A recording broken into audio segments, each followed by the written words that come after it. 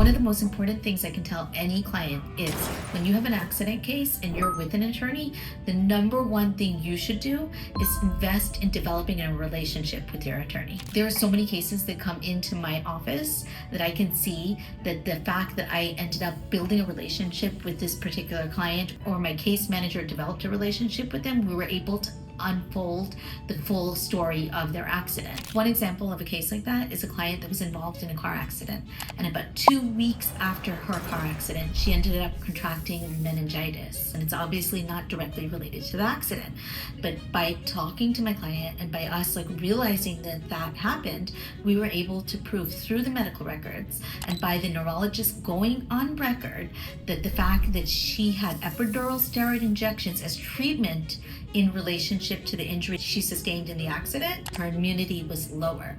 Had she not had the epidural steroid injections, most likely she would not have contracted the meningitis because her immunity would have been up to where it naturally was. It would have been strong.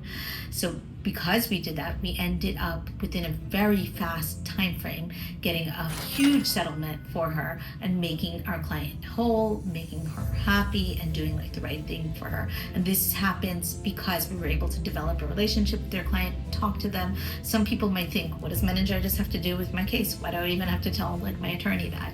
And if you miss those things, you're missing so much of the case.